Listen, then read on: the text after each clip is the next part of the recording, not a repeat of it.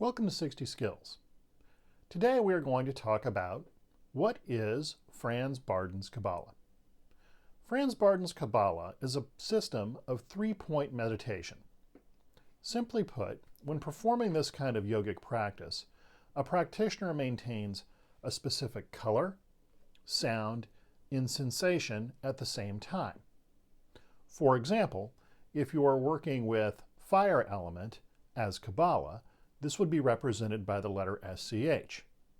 In this, a practitioner would simultaneously maintain a red color in their mind, along with a sh sound being generated in their internal hearing, and a sensation of heat entering the body.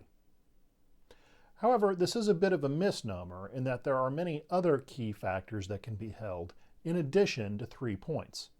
You have things such as the electric and magnetic lines within the body. You have certain additional emotions that can be applied to this if you're looking at it from an astral level, as well as the vibratory energy signatures of the akashic, mental, astral, and vital sensations.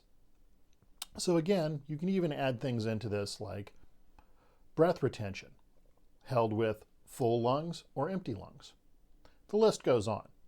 However, to access this system of yogic practice, a practitioner needs to be able to maintain 3 details, in this case, color, sound, and sensation, for at least 5 minutes each without interruption, all at the same time.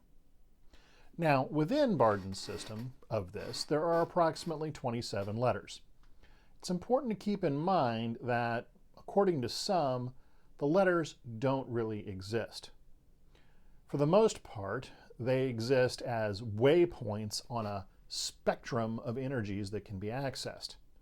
And these energies change in terms of their representation and what they in fact do, depending upon the level of reality they are generated at. Bardon's third book, Key to the True Kabbalah, breaks this down into 4 distinct levels. You have the Akashic level, the mental level, the astral level, and the physical, material, or vital level. At each level, the use for the letter changes slightly. Now, because of this, it can be a very confusing topic to address.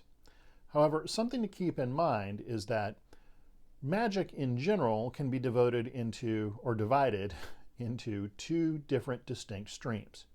You have ritual systems, the biggest of which in Western society is, of course, the Golden Dawn system, which largely draw their power and ability from having thousands of practitioners over a very long period of time performing the same rituals and harnessing external power.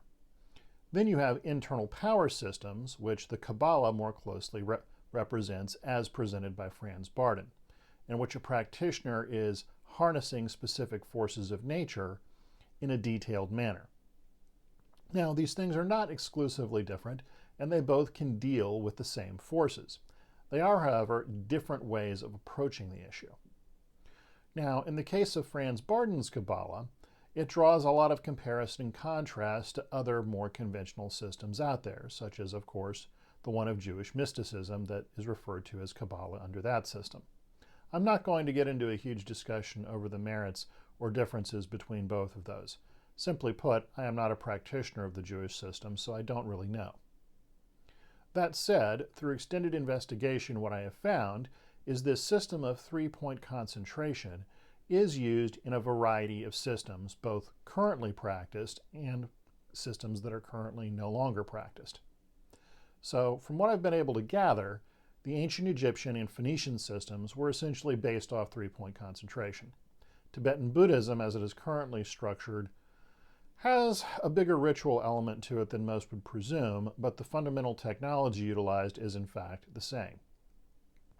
This is most easily determined by looking at certain mandalas, and you will see a colored orb above the head of the deity being presented, and then the deity sitting in a particular posture, maybe with a mudra, it just depends, and colors being applied to this.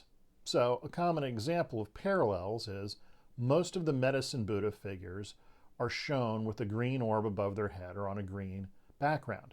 Well, as a practical matter, within Bardon's Kabbalah, the letter L is normally associated with vitality at a more physical level, and its color is, not surprisingly, green. So again, Bardon's Kabbalah represents essentially a tuning fork system for meditative practitioners. That said, you largely have to work through most of the contents of his first book, Initiation into Hermetics, before most people will have the ability to tune into this clearly.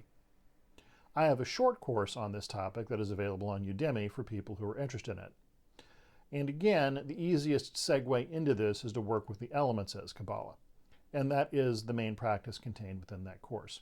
So if you have any other questions about this, please leave comments below and I'll get back to you when I can. Be well.